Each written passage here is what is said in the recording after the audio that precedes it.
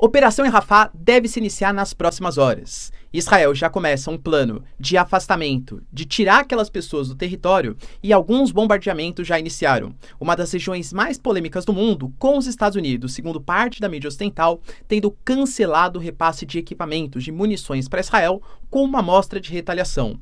Ao mesmo tempo, sede da ONU ou de parte da ONU é atacada na faixa de Gaza e o Hamas tenta retomar as negociações pela paz que não tinham dado certo ontem. Está um período extremamente tenso da questão palestina.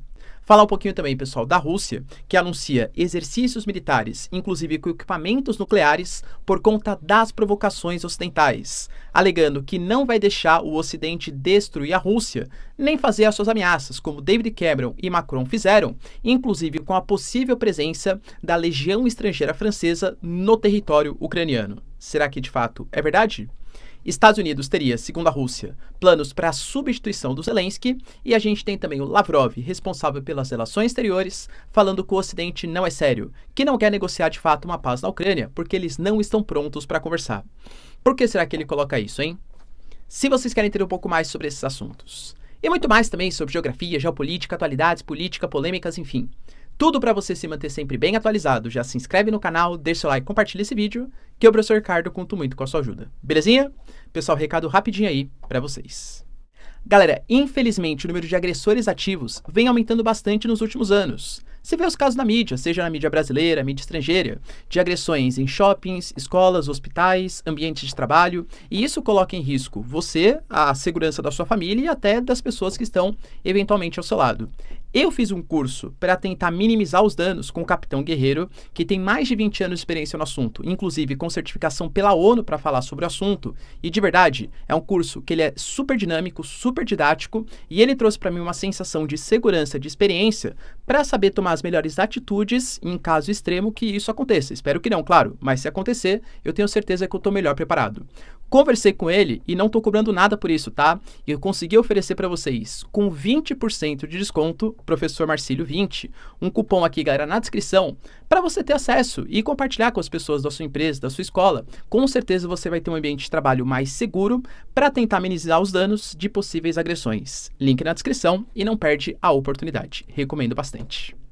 Bom, galera, então bora lá pro vídeo, ó. Como eu falei para vocês na nossa introdução, a operação em Rafah aparentemente vai começar. E eu falo isso por quê? Porque as próprias FDI, as forças israelenses, colocaram que há uma operação nesse momento em plano para evacuação da cidade de Rafah. Para quem não sabe por que Rafah é tão estratégico assim, Rafah é uma cidade que está exatamente na fronteira entre Gaza e o Egito. É uma cidade que antes de todo o conflito tinha ali em torno dos seus 200 mil, 250 mil pessoas, só que quando Israel começou as operações militares, por conta dos acontecimentos do dia 7 de outubro, Israel foi vindo do norte e avançando em direção ao sul.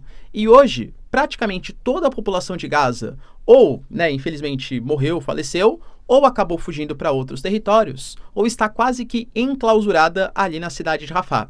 E eu falo enclausurada porque você tem a fronteira ali muito próxima com Israel, você tem o norte que está sendo atacado por Israel, o mar Mediterrâneo, não dá para fugir pelo oceano, claro, e o Egito que também não concorda com a abertura da passagem da fronteira. Então aquelas pessoas, e não são palavras minhas, tá? São palavras da Kamala Harris, por exemplo, e de grande parte da comunidade internacional. Elas estão enclausuradas. Só que Israel alega que ainda existem 4 batalhões do Hamas que estão ali posicionados. E que Israel, segundo Israel, não é que quer atacar os palestinos. Mas como você tem 4 batalhões e a grande prerrogativa, o grande anseio de Israel para acabar com o conflito é também a eliminação do Hamas, tanto faz seu braço político ou até mesmo seu braço militar, a operação que vai ter que acontecer. A gente teve no final de semana, ali no Egito, uma tentativa de negociação entre Hamas e Israel, que foi mediado pelo Egito e também pelo Catar. Aparentemente, a negociação não tinha dado certo, a negociação pedia 40 dias de cessar-fogo, em troca de 33 reféns, que poderiam ser até expandido, esse tempo aí, de acordo, só que no final das contas, a gente teve, pessoal, o Hamas negando, porque o Hamas alega que para ter algum tipo de estabelecimento de acordo, precisaria ter a garantia de Israel que um cessar-fogo definitivo seria atingido. Israel fala que não, porque, de novo, não dá para ser cessar-fogo definitivo enquanto houver a existência do Hamas, segundo Israel. E aí, galera, como não teve acordo, o Israel falou, então beleza, então a gente vai começar as nossas operações. No momento, não é toda a região, toda Rafah, 1,5 milhão de pessoas que vão ser evacuadas. Segundo Israel, são em torno de 80 a 100 mil pessoas que vão ser destinadas para uma cidade um pouco mais a leste ali, que é a região de Al-Mawazi, uma cidade vizinha de Rafah. As operações começaram ali no leste e, segundo Israel, essa cidade, né, essa zona humanitária que foi criada, conta ali com hospitais, com tendas, com alimentos e com água que vão servir para essas pessoas. A grande questão é, então nós temos ali em 100 mil, né? Quando isso expandir para todas as áreas, vão ter zonas hospitalares, zonas humanitárias para todos os palestinos? Entendi, o professor está defendendo... Não estou defendendo grupos políticos, estou defendendo a população palestina que ele vive. Será que tem espaço, zona humanitária, com alimento, com água, etc., para receber todos esses palestinos? Então existe uma pressão muito grande em Israel. Só que a gente teve, por exemplo, a própria agência Axios colocando, pessoal, não vinha em outras mídias, tá? Se sim, pode deixar inclusive nos comentários, que os Estados Unidos já teriam inclusive, segundo duas fontes israelenses, suspendido as relações militares com Israel, pelo menos de maneira provisória, por conta da certeza que a operação em Rafah vai acontecer, tá? Professor, isso é verdade? De novo, a gente não sabe, são as informações preliminares. Mas segundo a agência Axios, os Estados Unidos suspendeu. Vale lembrar, pessoal, que o Netanyahu, ele aparentemente já previa que isso ia acontecer. O Antony Blinken recentemente se reuniu com o Netanyahu, né? Para criticar a possível operação em Rafah, pelo custo humanitário que isso teria. Lembrando, não acho que os Estados Unidos defendam muito os palestinos, mas é porque estamos em ano eleitoral nos Estados Unidos e a comunidade islâmica é importante parte do eleitorado democrata, vide aí os protestos que vem acontecendo nas universidades americanas, e há um medo que essa operação em Rafah acabe unindo todo o mundo islâmico contra os Estados Unidos, consequentemente contra Israel. Aliás, contra Israel e, consequentemente, contra os Estados Unidos. O próprio Irã, só que claro que o Irã é um país totalmente inimigo, né, de Israel, pediu para que a Aliança Islâmica se une para fazer sanções contra Israel. O Benjamin Netanyahu, prevendo que isso acontecer, falou assim, população israelense, no passado, quando tivemos o Olô, enfim, vocês sabem o que eu estou falando, nenhum país defendeu a gente. E é claro que foi uma crítica indireta aos Estados Unidos. Nesse momento, nós também estamos sozinhos. Independente de pressão internacional, Israel tem que se defender. Inclusive, Israel fez um ataque bastante polêmico à agência da UNRWA. Para quem não sabe, é uma agência da ONU que está ligada aos refugiados palestinos. Se formou, pessoal, bem depois da Guerra de Formação de Israel, lá em 1948, para dar conta dos refugiados palestinos, seja na faixa de Gaza, na Cisjordânia, no território da Jordânia, enfim, né? Nos pontos ali limítrofes com o Estado de Israel, da antiga Palestina. Pois bem, pessoal, segundo Israel, essas áreas elas estavam servindo para fazer ataques contra as forças israelenses. E a gente entra de novo na polêmica, tá? Por quê? Porque Israel tinha anunciado que ia apresentar provas que a UNRWA, ela não era uma organização que pensava nos refugiados, uma organização humanitária, mas sim que fazia propaganda antissemita contra Israel. Inclusive, segundo Israel, tá? Os tutores ali, os professores, eles ensinavam cânticos contra Israel, eles participaram das ações do Hamas do dia 7 de outubro, inclusive várias lideranças daquelas organizações da UNRWA têm ligações de parentesco, e parentesco próximo, tá? Com a Jihad Islâmica e com o Hamas. Aparentemente, Israel até agora não apresentou as provas, e a UNRWA considera que isso é mentira. O próprio Ocidente ficou meio na dúvida. A Alemanha, Estados Unidos, a União Europeia deixaram de repassar verbas para essa organização justamente por conta desse suposto envolvimento com o Hamas, né? Só que é uma organização para fins humanitários também, ou só, enfim, tá? Isso tá em suspeição, isso tá em investigação. A UNRWA reclama que fala que Israel inclusive tortura, enfim, tá? Algumas pessoas para elas confessarem crimes ou envolvimentos que nunca aconteceram. É a polêmica. Mas, de fato, se você for pegar no frigir dos ovos, Israel atacou uma posição da ONU, supostamente, né? Vamos ver se as provas vão ser apresentadas aí. Mas, supostamente, sem envolvimento direto com questões bélicas, num território da faixa de Gaza. Isso pode fazer ainda mais ações ou ser ainda mais criticado por parte de Israel. Além disso, cara, a gente teve também, porque percebam então que aparentemente Israel está ignorando os apelos internacionais e vai fazer a operação em Rafah, ainda mais pela falha no acordo com o Hamas. Nos últimos momentos, enquanto eu preparava o vídeo para vocês, teve a notícia que o Hamas aceitou o acordo, mas são notícias muito preliminares. Aparentemente, a liderança do Hamas, ela conversou com o primeiro-ministro do Catar e também com o chefe da inteligência do Egito, que são os dois principais mediadores, para falar: Israel, a gente aceita a proposta. Penso eu, tá? Pessoal, de novo, são informações muito preliminares, eu posso até confirmar para vocês no vídeo de amanhã, ou se surgir alguma notícia, né, a mais aí enquanto eu estiver editando o vídeo para vocês. Aparentemente, isso se trata muito mais de uma tentativa de resposta desesperada do Hamas, percebendo que a operação em Rafah vai começar, do que qualquer outra questão. Então, ó, pelo amor de Deus, vamos ganhar aqui 40 dias, né, de um cessar-fogo, libertando aqui 33 reféns, mesmo que não seja de acordo com a nossa vontade, porque Israel não fala nunca de um cessar-fogo definitivo, somente um cessar-fogo provisório, mas é melhor que nada para evitar a operação em Rafah. Se isso de fato vai acontecer, prometo que eu atualizo vocês nos próximos vídeos. Mas ainda é uma pequena chance, uma pequena ponta de esperança que a operação de Rafah não aconteça. Enquanto isso, para falar, né, galera, atenção um pouco, é bobagem que existe no mundo, né? A gente teve a Rússia anunciando exercícios, e não foi só a Rússia, assim, né, líderes, entre aspas, menores, a periferia ali do poder. Foi exatamente o Putin anunciando exercícios militares, segundo a própria Rússia, tá? Com armas nucleares contra as sanções, contra as ameaças ocidentais. O próprio Ministério da Defesa coloca que são os motivos, né? São as falas provocativas de autoridades estrangeiras que obrigam a gente a dar essa resposta. Só como assim as falas provocativas, né? Penso eu que pelo que vem saindo na mídia nos últimos dias, primeiro, a França, a gente sabe que o Macron, ele novamente reforçou a ideia de que sim, cara, seria importante tropas estrangeiras da OTAN estarem localizadas no território ucraniano. Inclusive, a própria Rússia coloca, tá, que a mídia estrangeira, vários setores da mídia, já colocam que a legião estrangeira da França já está no território ucraniano. A França nega essas informações, fala que é mentira, tá? Quem tá certo, de novo, não sei. Guerra híbrida é assim que infelizmente funciona o mundo. Gostaria de ser um ser onisciente e passar somente a verdade para vocês, né? Mas sou obrigado a compartilhar as informações dos dois lados, porque é o que a gente tem de informação. E as próprias palavras do David Cameron, que é o chanceler do Reino Unido. Ele falou com todas as letras, tá? Olha, a gente está cedendo equipamentos ucranianos que podem sim ser utilizados diretamente contra a Rússia. Ou seja, os equipamentos do Reino Unido disponibilizados para a Ucrânia, equipamentos de longo alcance, podem ser utilizados no território russo.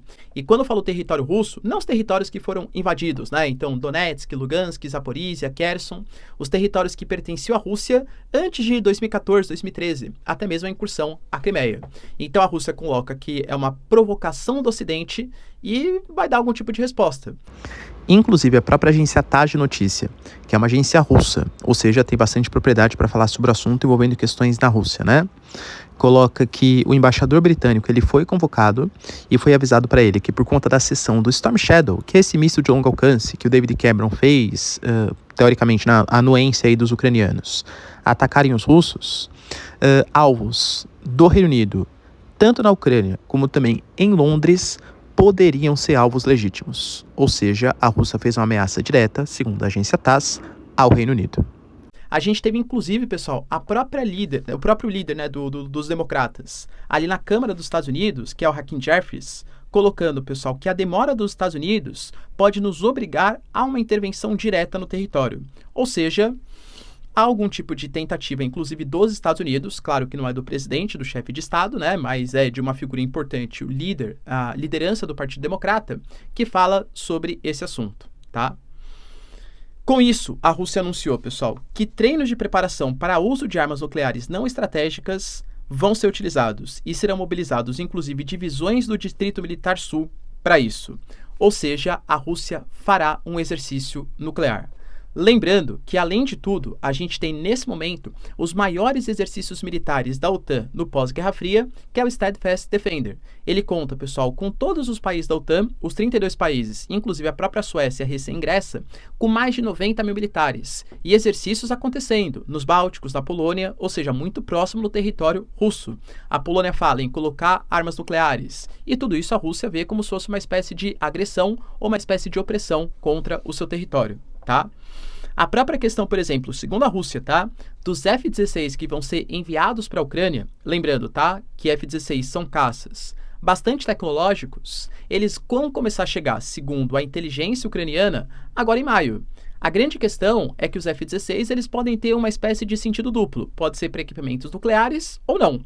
A Rússia falou, bom, como eu não sei qual vai ser a finalidade do F-16 e com todas essas declarações ocidentais, eu posso estar considerando que é o equipamento nuclear. A gente vai tratar dessa maneira. Ou seja, muito possivelmente vão ser um alvo mais forte dos russos, os caças F-16 que estão chegando aí para o território ucraniano, tá?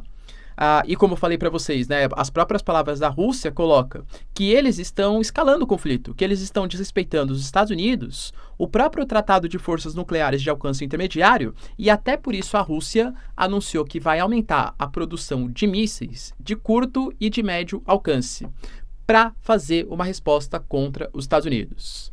É claro que, de novo, né, eu estou falando para vocês as palavras da Rússia.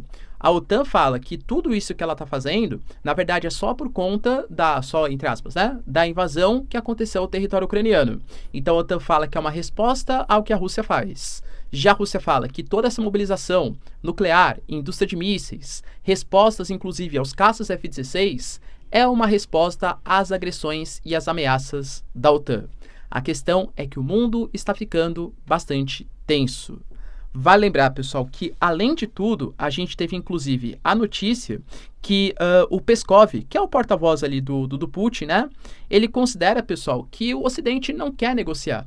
Professor, mas a gente está falando, poxa, de reuniões que vão acontecer agora, no dia 15 e 16 de junho, que vão acontecer na Suíça para tentar mediar um acordo. E sim, a Suíça anunciou a convocação de mais de 100 países para tentar estabelecer algum tipo de processo de paz, inclusive convidando a Rússia.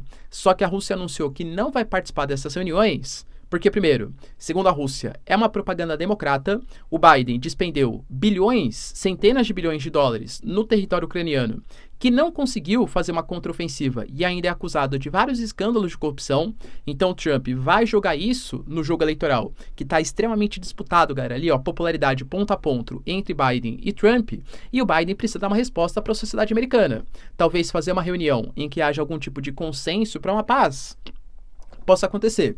Então o Putin fala que não vai participar dessa propaganda democrata. Fala que a Suíça, embora historicamente seja, né, hoje não é mais um país neutro, porque adotou sanções também contra a Suíça, e que aliás, contra a Rússia, e que o plano de paz que vai ser discutido é o plano de paz do Zelensky, e não uma proposta neutra. Então é algum tipo de reunião que não pode ser levado a sério. Inclusive o Peskov falou, tá? Poxa, mas vocês estão vendo as provocações do Ocidente? Como que os caras podem falar em possibilidade de paz quando a gente tem Macron e David Cameron dando declarações nesse sentido? Acusando a Rússia de fazer guerra híbrida, ataques cibernéticos, de fazer, por exemplo, sabotagem em indústrias alemãs. A gente teve uma série de incêndios estranhos que aconteceram, inclusive contra fábricas de equipamentos militares. Na Alemanha, por exemplo, o IRIS-T, né, que produzia parte ali dos equipamentos do IRIS-T, pegou fogo. A gente tem, por exemplo, né, os exercícios Steadfast Defender. Então, segundo o Peskov, tudo que vai ser discutido na Suíça não passa de bravata ocidental, mas na prática eles não querem negociar a paz. E para finalizar, pessoal, a gente teve também a inteligência dos Estados Unidos colocando, na verdade, a inteligência russa, falando que os Estados Unidos estariam já pensando em possíveis sucessores do Zelensky, inclusive colocando os Zaluzny, colocando ex-presidentes ucranianos como possíveis candidatos para essa sucessão. Nossa, pessoal, mas por quê? O que tem hoje em pauta, em debate, é que há a possibilidade, ou haveria a possibilidade, de tentar fazer algum tipo de negociação de paz. Só que vocês entendem o que seria a negociação de paz? Porque o Zelensky, ele falou desde o início do conflito que ele só aceitaria negociar se a Rússia devolvesse integralmente todos os territórios, inclusive a Crimeia, e a Ucrânia entrasse para a OTAN. A Rússia fala que não existe essa possibilidade, que eles querem uma posição de neutralidade da Ucrânia e que os territórios que foram conquistados e invadidos já tiveram até referendos, plebiscitos, e a população lá, segundo as eleições russas, querem fazer parte do território da Rússia. Então não tem nenhum ponto de convergência. Como vai negociar assim? E, galera, convenhamos, se o Zelensky ele aceitar negociar com todos os territórios ou parte dos territórios dominados, como a Crimeia, como Donetsk e Donbass, cara, isso vai ser uma derrota muito feia para o Zelensky. Não acho que ele admitiria isso. Então, talvez, segundo a inteligência da Rússia, tá?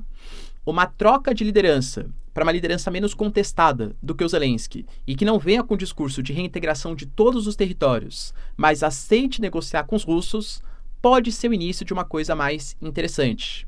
Lembrando que a gente teve o próprio Dmitry Kuleba, por exemplo, e outros agentes generais ali da inteligência ucraniana falando que vai ser necessário negociar com os russos.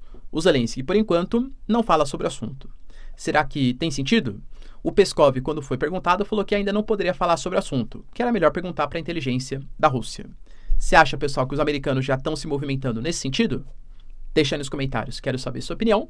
No mais, se vocês curtiram o vídeo, tamo junto, beijos, abraços e tchau, tchau.